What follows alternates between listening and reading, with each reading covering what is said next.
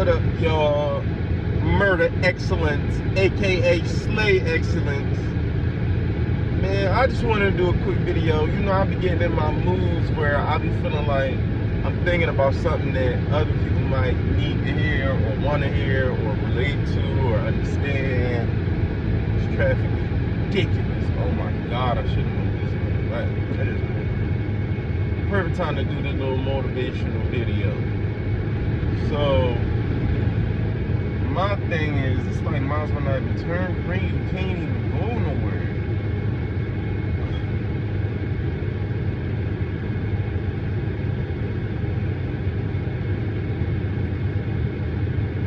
It's always like this right here. Every single day. This is why I hate getting on the highway. Matter of fact, it's why I hate driving. Period. This is so annoying. But I don't know why this like shit. You're not going nowhere. Like, anyway, I was reflecting on my childhood, and my mom and my dad, they argued a lot. My wife says that her family, her mom and her dad, although they didn't stay together, they didn't argue like that. And her dad never disrespected her. So, disrespected her mom. So my thing is, what steps in my life do I need to take? What avenues, what type of adjustments do I need to make in my life to compensate this problem that I have with arguing? And honestly, I felt like I thought that I was getting to the age where, you know, you just don't want to argue no more, you know what I mean? But it really comes down to something deeper than that. It's like, if a person does even in fact get to an age where they say, I'm done arguing, what events happen up until then to make them say, this is what I'm done doing this? And what is active in their mindset that they feel like they can keep this newfound thought process consistent? So my thing is, I really love her, like, I really do. Sometimes I'll be questioning if it's really love, not because of what anything she do, because I mean, granted, like, you know, the thing about it is people that, you know, we all don't know really what love is.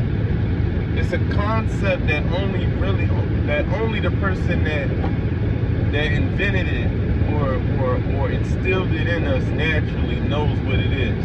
Because you always hear people say, you know,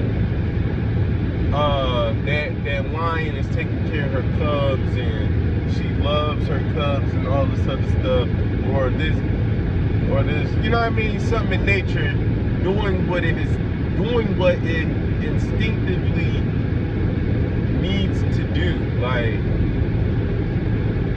you know what I mean? Doing what it instinctively does is not love. We are instinctively built to love. This is not a thing where that you're doing something that, I'm trying to figure the right words out for, but it's instinctive. We are built to be able to do this. Like, a mother, a father, this nigga really rolled the lane all the way the fuck out. Bro, I really thought this nigga was a nerd. He's not a nerd. Clearly, you're not a nerd if you're gonna ride the what's the name, all the way out. You know that lane on the side of the highway where nobody can really go nowhere? Homie is riding the I forget what they call it.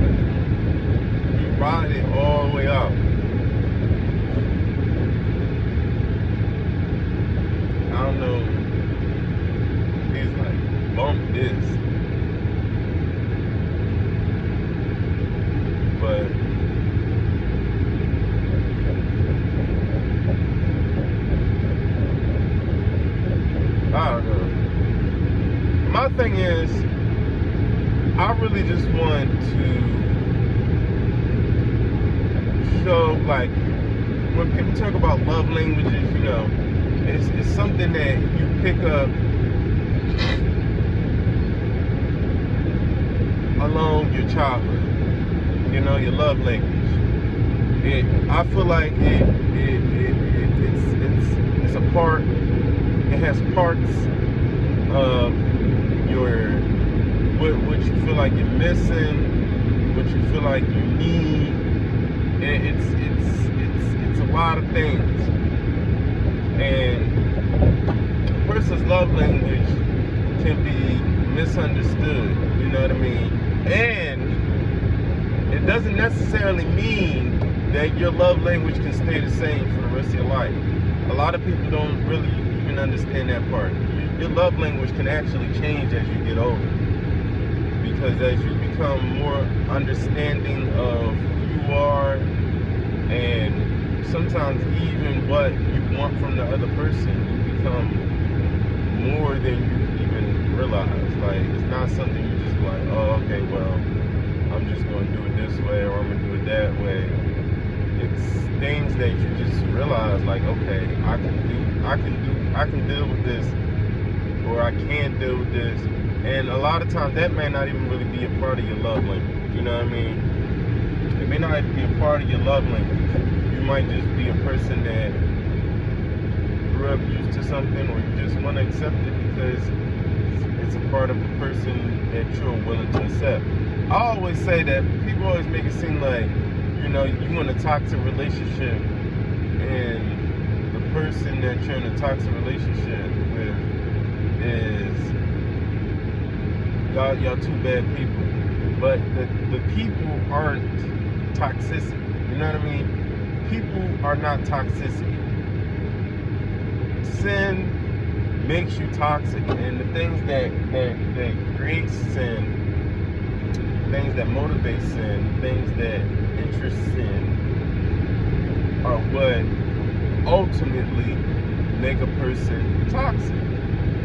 Your childhood, like, listen, you put somebody in a healthy environment,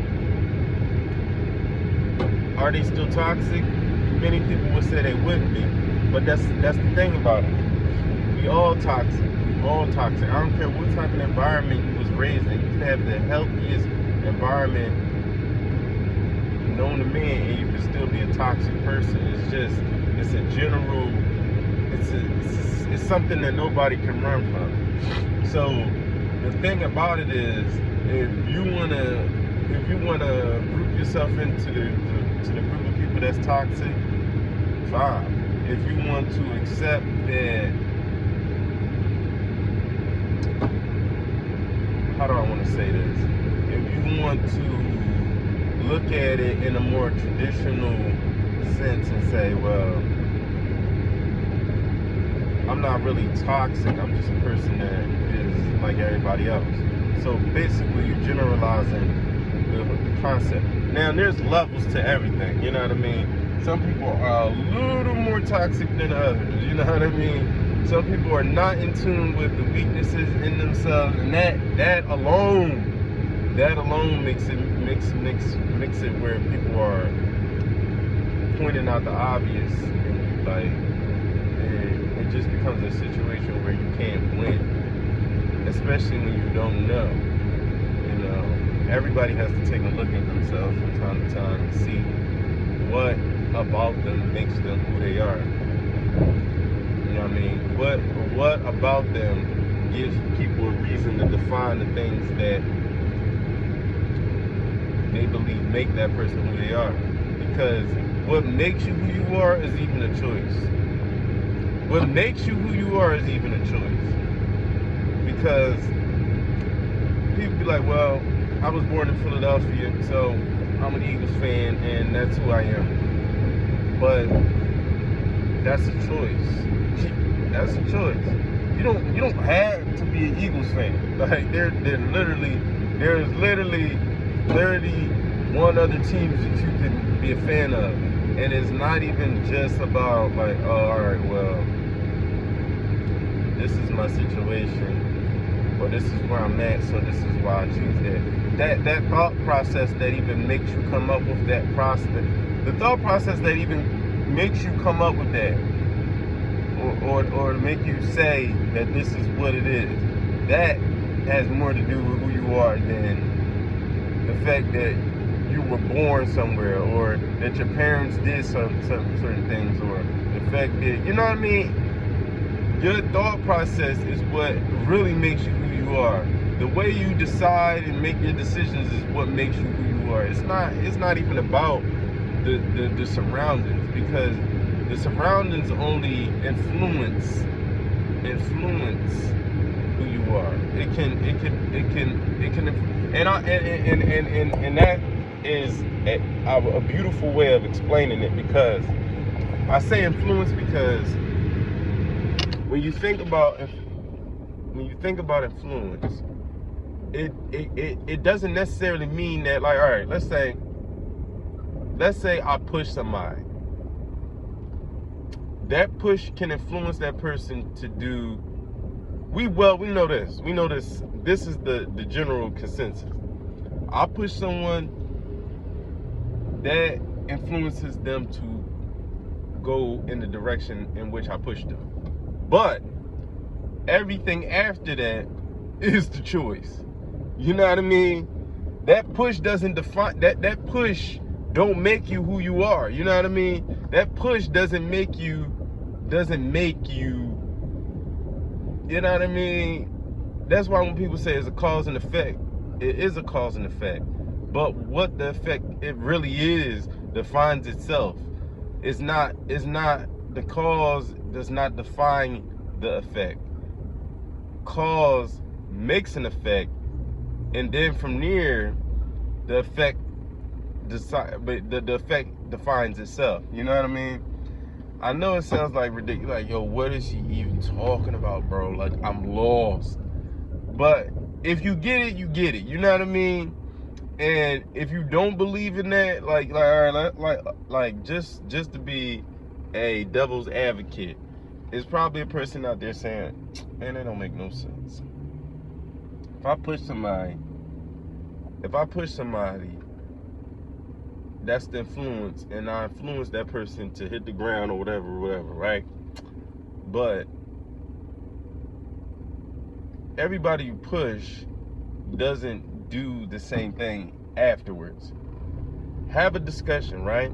Talk to some people. Say, if I pushed you right now, what would you do?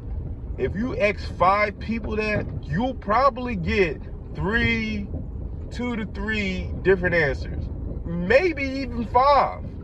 You might even get 5 different answers. That is what's so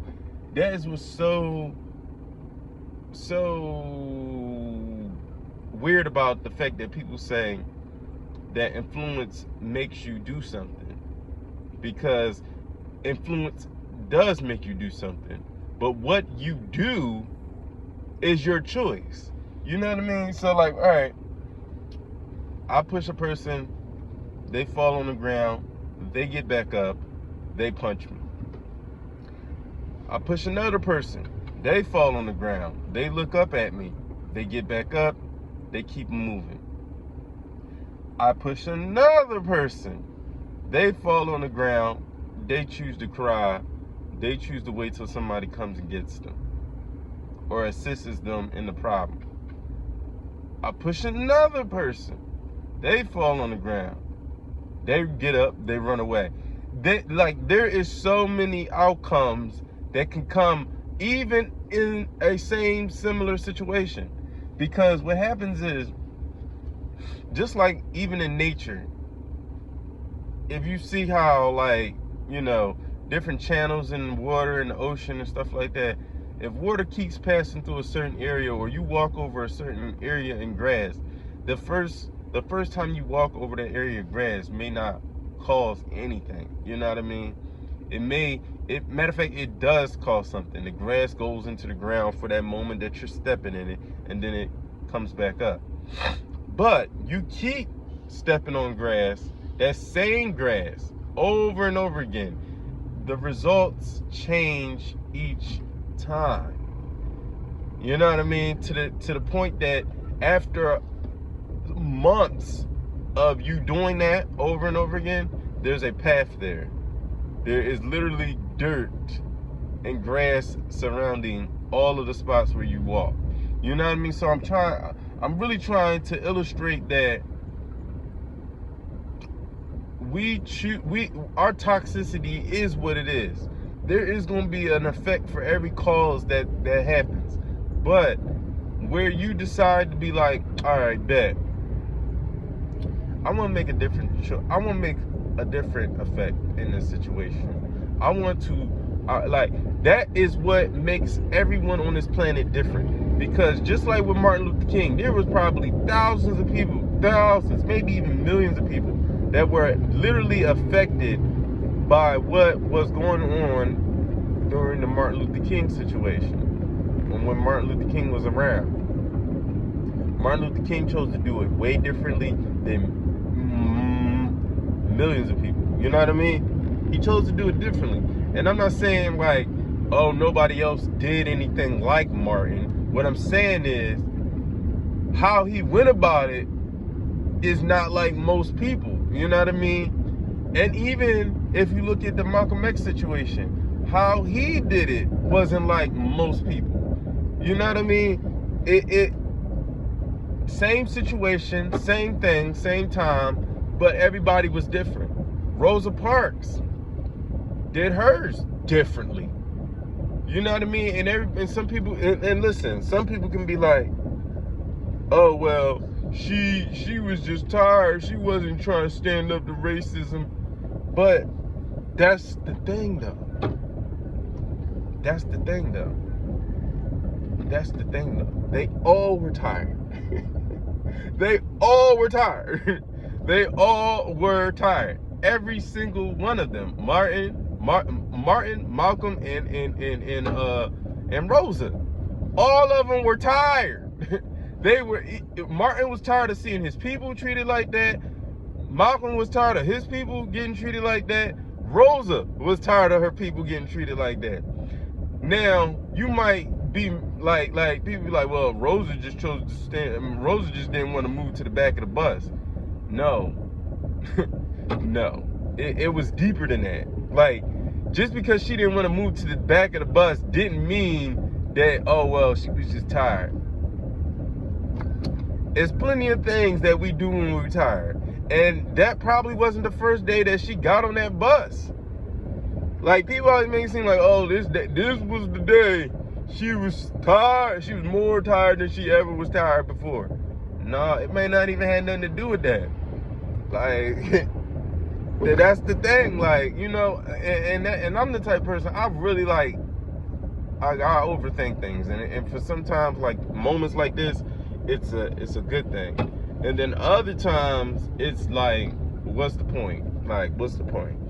But that's the reason why I really believe, like, this motivational speaking thing, this is just something like, I'm not even trying to impress nobody. I'm not trying to be in no, you know what I mean? I'm not doing this for any other reason but the fact that I feel like it's what I do. Like, it's not even like, I don't even know how to really explain it, because when I say it's what I do, it makes it sound like, you know, I'm just, I don't know what it makes sound like.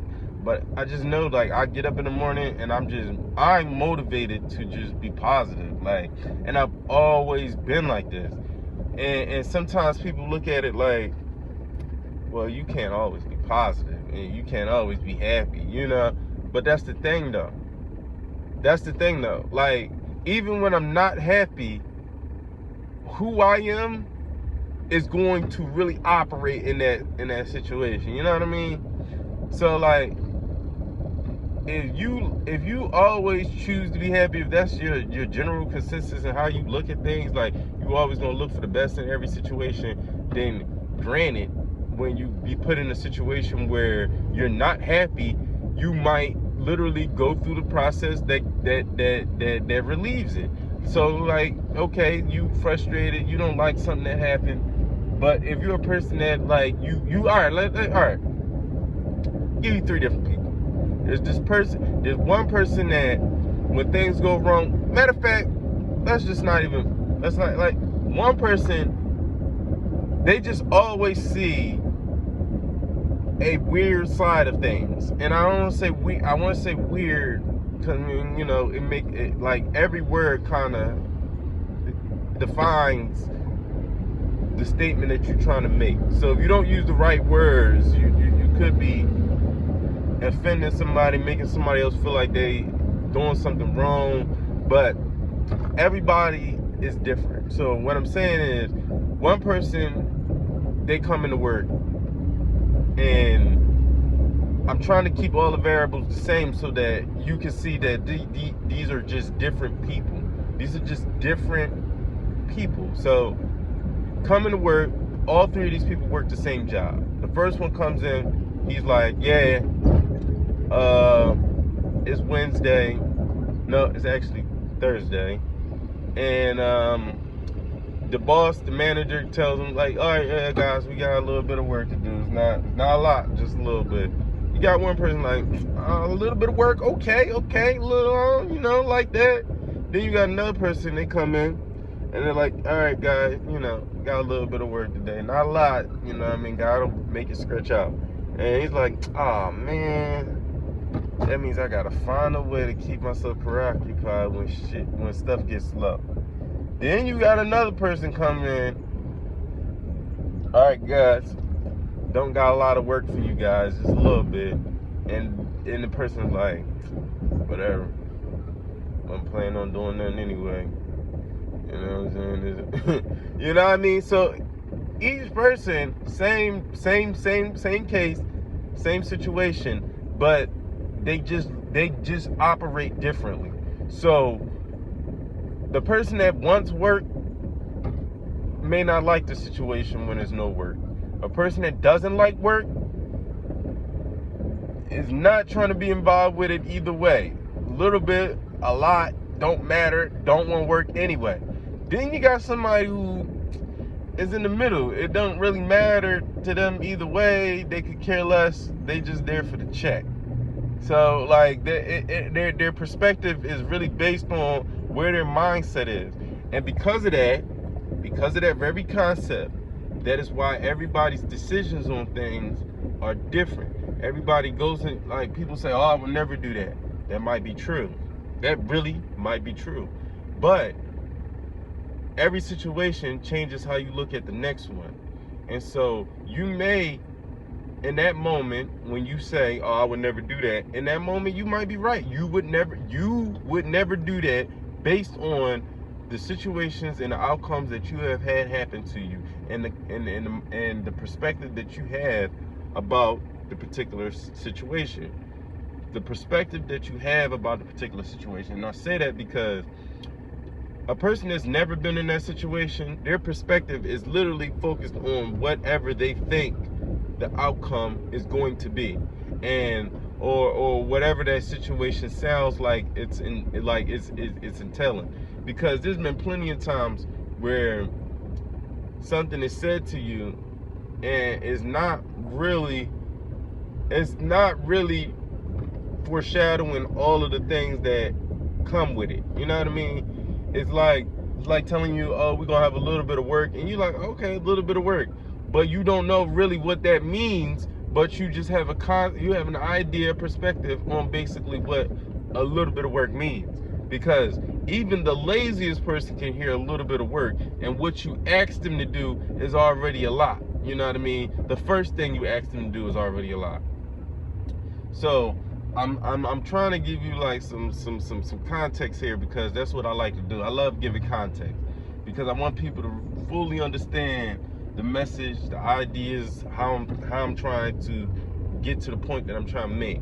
I hate bringing people around and they lost. You know what I mean? I'm a good person when it comes to giving directions, because I see where that person has to go. If I know where they gotta go, if I know where they gotta go, I'm visualizing it. So when I'm giving you the directions, I'm painting it as in a way where I'm sitting in the car next to you before. I'm sitting in the car next to you, even though I'm never gonna be in there with you. You know? So I'm giving you directions as if I'm with you, and that I'm giving you directions as if we gonna be taking this ride together, and I'm just trying to paint it as in what you gonna see. What, you know what I mean? You know what I mean? Like that's just how I'm wired. Like I don't really know if you can wire yourself to be differently or to think differently about it, but you know what I mean? Like, can you rewire yourself to be like, you know what? I don't want to be so precise and overthinking and analyzing stuff to the T and you know what I mean? I don't know if you can do that. I believe you should be able to do that. You know what I mean? Not necessarily to the point where you eradicate how you used to think, but enough where it's a little more balance, or that other concept that you were trying to incorporate in how you think now into how you want to think going forward. So, like I tell everybody, be patient with yourself. Be patient with your growth. You know, it's a process that it's best when everything is moving at a steady pace, and you control how you see that pace. If you think it's too fast, sometimes it is too fast. But sometimes, you know, you can kind of trick yourself into finding a way to slow it down for yourself. You know what I mean? Because you always hear people say, like in sports, you hear guys say, oh, when I came from college, the game was fast.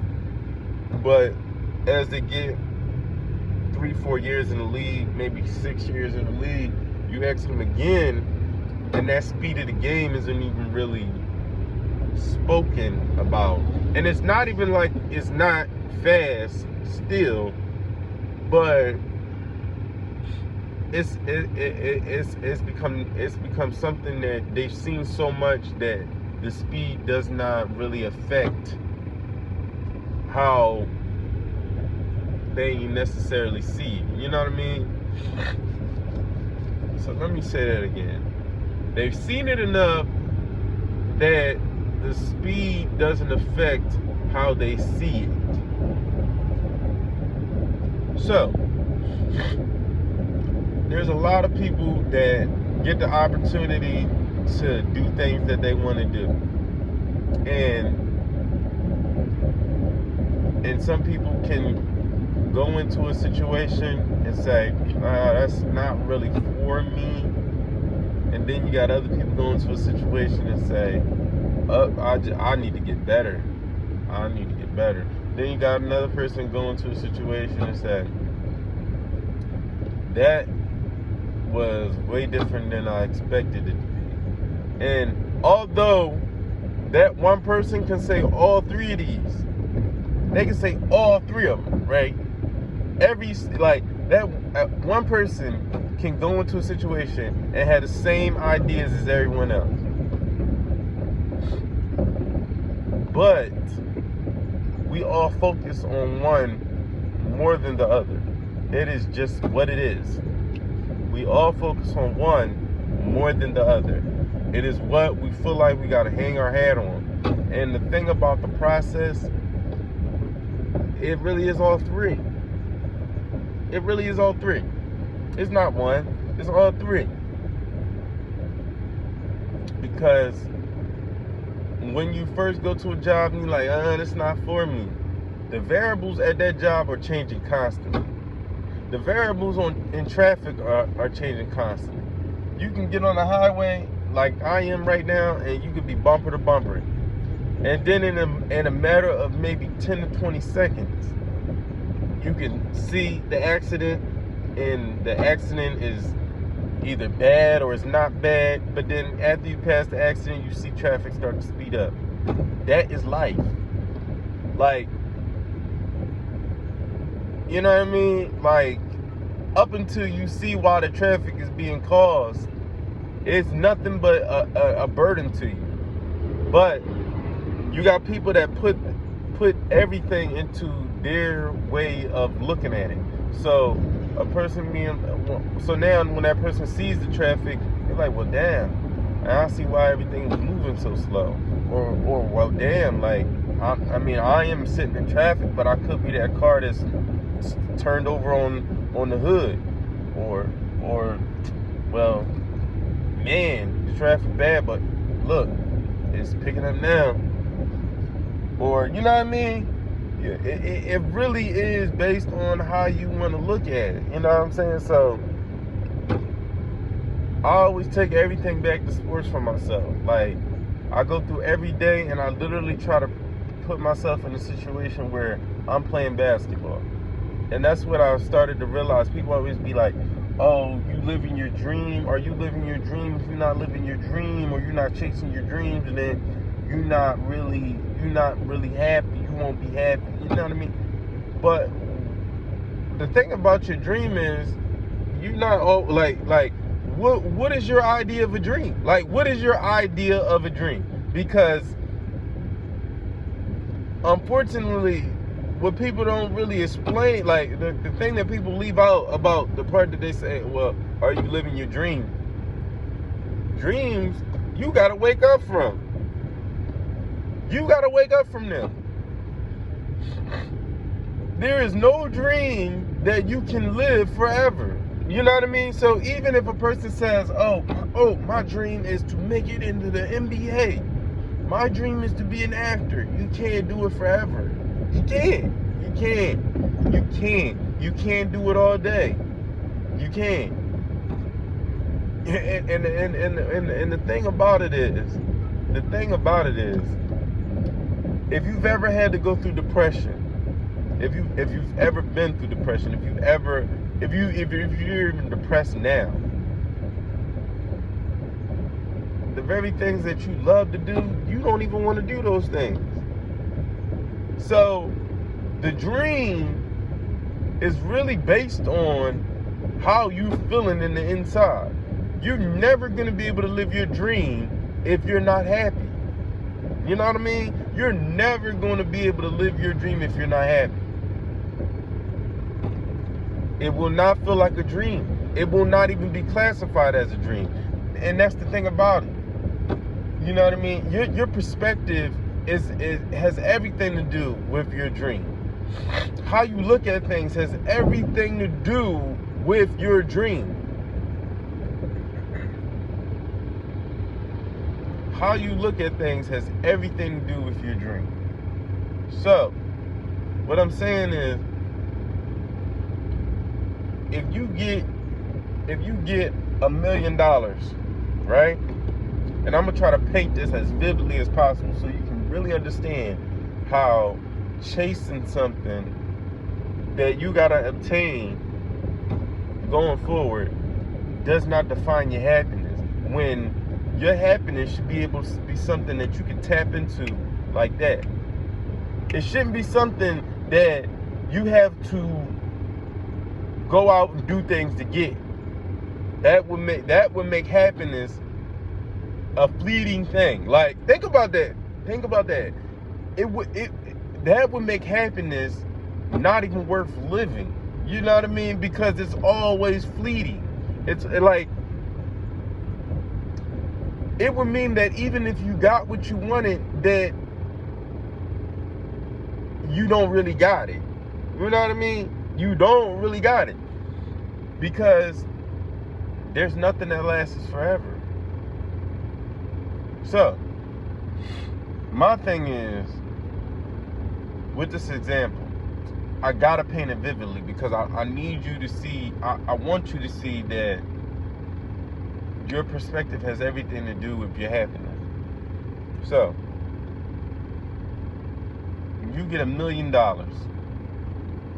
go to the lottery machine, you put your $3 in, you get your ticket, you look at your numbers, you memorize them, you go home, you lay down, you get something to eat. Then later on that night, the show comes on with the lottery. And they start calling off the numbers. 36, 9, 41, 63, 15, and 24. And you like, that's my numbers. That is my numbers. Oh my God. Oh my God, I won. I cannot believe this. This is so amazing. I never thought that I would hit the lottery. The very next moment that you find out that you hit the lottery, you call somebody and they like, and so you won the lottery? Whatever. Or they like, bet. So that means now you can do this for me, you can do that for me, you can do this for me. Talk to another person, they like, oh my God. I know this probably ain't the best time to tell you this. And it's funny you called me at this very moment. It's really funny. Like, I don't understand how these things happen at the same exact time, but your mom just died. And I was going to tell you, and then you called me. How was that $1 million gonna feel? That initial feeling that you got when you won just erased in that moment. That person gives you energy. Gives you energy that makes you think about something else. So in that moment that you get that phone call that your mom died, or that this person is going to be literally milking your pockets, and some people may not find that as a problem, you know, but that's the thing, everybody's different. Or that this person is so jealous or taken aback by you getting something good happen to you, that it just flips the switch on the very happiness that you have. You just like, dang, I'm not even happy no more. Like, I'm like I'm not even happy no more. Like, you really killed my joy. Think about that. People say all the time, you killed my joy.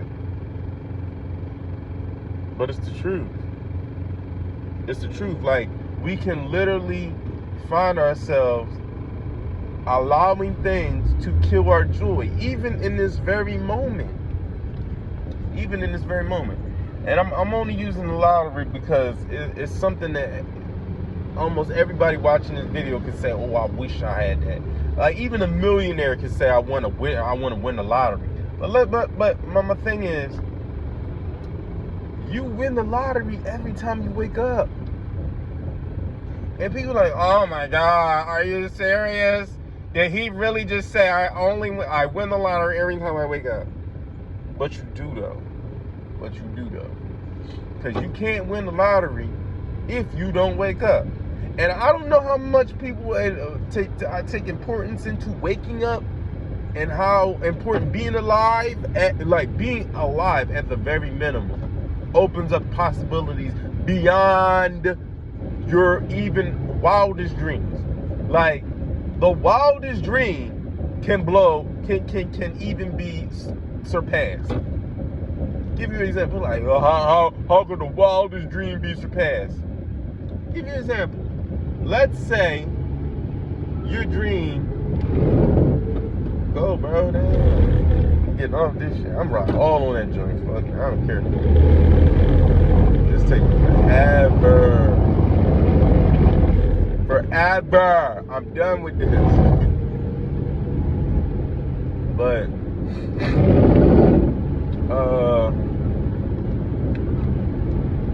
LeBron James,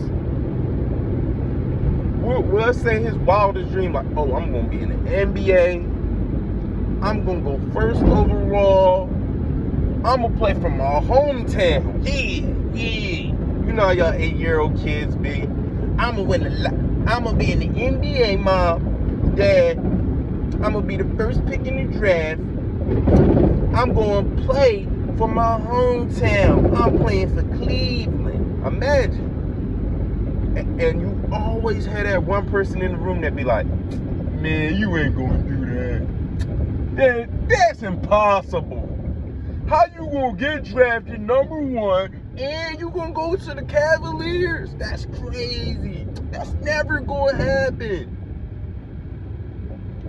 That is what I mean when I say even your wildest dream could be blown out of, like, because not only did he go #1, not only was he a good basketball player, not only did he go to Cleveland, but bro about to be the best ever.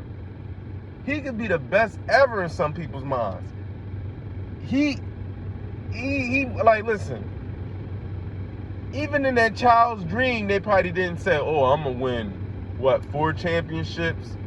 Oh, I'm gonna have a beautiful wife that I know for years, and we gonna have kids together, and my child gonna be one of the top picks in the draft when he get drafted.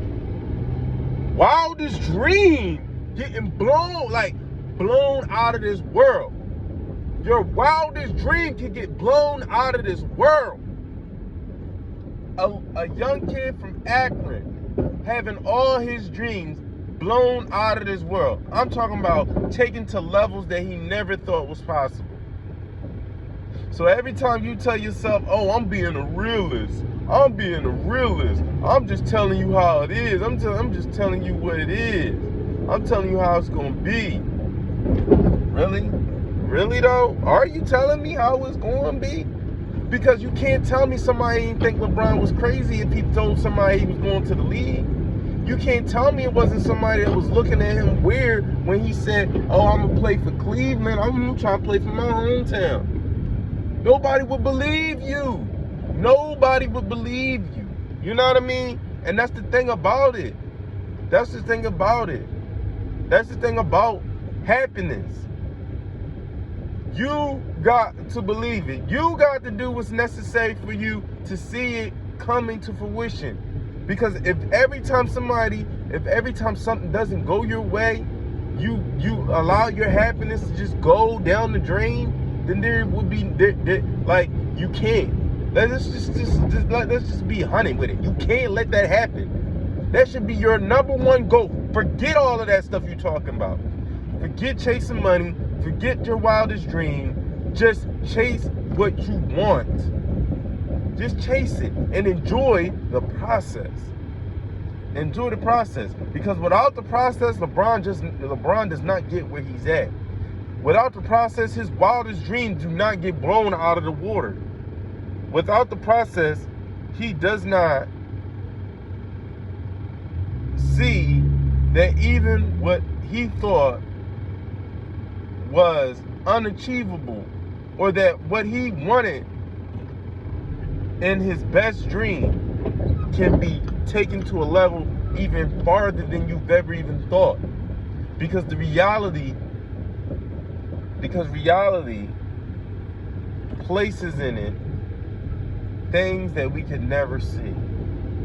And reality is nothing but a dream that you're living in. That's it. That's all it is. That's all it is. That's all it is. Because think about it. I'll give you an example. People are like, oh my God, it's just a dream you're living in. That don't make no sense, bro. I don't even think he's smart. You think he's so smart. That don't make no sense. A dream you living in. Okay. Let's just say you go to sleep right now. Go to sleep, knocked out, sleep. I'm talking about you in a deep sleep. You go into a dream. Your dream, everybody walking up to you like, oh my God, that's whatever your name is. I don't know what your name is. I don't want to say a name and then you like, oh, that's not my name. Now, if you're doing that, you doing too much. But let's just pick Jason for a male and Melissa for a woman. Jason and Melissa, y'all both go to sleep. If you a man, you Jason. If you a woman, you Melissa. Jason, Melissa both go to sleep. Right now, you're asleep. Jason, Melissa, you're asleep. You're knocked out. This truck is wide open, man. He just driving down the road. Like, I don't know if he knows this. I don't know if he knows this, but I'm gonna get paid today. Because them boxes fall out, I'm definitely running them over. I'm like, bro, you crashed my car, bro. It's like, anyway, Jason, Melissa, I'm getting distracted. ADHD, I'm sorry, apologize. Jason, Melissa, y'all both go to sleep. Y'all wake up. No. Y'all go to sleep and you realize that. No. I'm getting so distracted, man, because this truck is really throwing me off. Because I'm sitting here thinking like, dang, I do need a trash can. Don't let that junk fall off. I'm gonna open my door and throw it in the back. Anyway, I get so distracted. But anyway, you go to sleep and people walking up to you like, oh my God, that's Jason. That's Jason, yeah. You see him? People walking up, oh my God, that's Jason. That's Jason. Did you see? He was in that movie. He was in that movie. Oh my God, yeah, that's definitely Jason. Oh my God. Are you serious right now? I must be losing my mind. I must be high right now because this don't make no sense. Why is Jason even over here? This doesn't make any sense. He can't be living in this neighborhood. Like, and then they're like, oh, Melissa, that's that supermodel. Oh my God, that's that supermodel. Like, oh my God, supermodel Melissa. I can't believe that this is really happening right now. There's so much stuff I wanted to ask her. Like, you know what I mean? Bam. That may not be your dream, but I'm just using it as an illustration, right? In that dream, while you sleep, that joint feel real. That joint feel real. And you are you. You are literally you, because you like, oh, what's going on here? Why is people looking at me like this? This is so weird. Like, who? And sometimes you are playing a perfect role of whatever your dream is telling you are. You know what I'm saying? You ever be in a dream and you getting up for work and you like in your dream you are going to a job that you know you work at and you're good at. Like you just getting up for work. You put your suit on, you put your dress on. You going to work and you driving your Mercedes Benz or whatever. And you like, and in your dream nothing is like you literally don't see nothing out of the ordinary. Nothing out of the ordinary. Everything is just basically how you would. It's like this is reality now. Like that is what I mean. That is what I mean. Because even if LeBron was like, every now and then he probably look back, like he really has to every now and then be like, man, I feel like I'm living in a dream. You don't think he say that sometimes?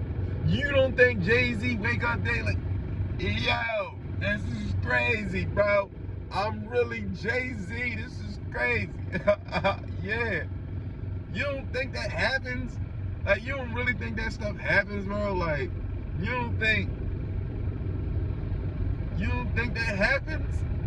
Like, it does. It literally does. I watch interviews all the time with these people that everybody be like, man, that's crazy. Like, no. Like, you really should be watching them interviews like, that could be me. Like, that could be me. Like, that could be me. Like, for real. For real. Like, nobody on this planet should be like, man, I don't think that could ever happen to me. Like, why? Why you can't? That saying where they be like, why not me? Like, literally, why not you? Like, why not you? Because it really could happen. Anything. Anything.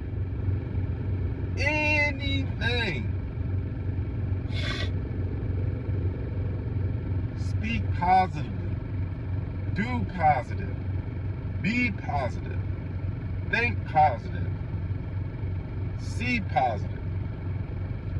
Don't give up on anything that is worth it. That brings rewards to everyone else around you. That brings out the best side of you. That does not take away from anyone else. Because in a dream, you not taking from somebody else. You don't steal that dream you got. You don't steal that dream. You don't steal whatever you got in that dream. Everything that's in that dream for you is for you. When you go to sleep, everything that's yours is yours. You didn't have to take it from nobody. You didn't have to steal from nobody. Nobody had to die for you to get it. Even if in that dream you take it from somebody, you did not have to take or steal the dream. You know what I mean? You did not have to steal the dream. I might be talking too deep for people, man. I'm going on 50 minutes, so I might as well wrap it up right here. But like, I'm always just trying to leave stuff for people to think about. So think about this, people. Slay excellence.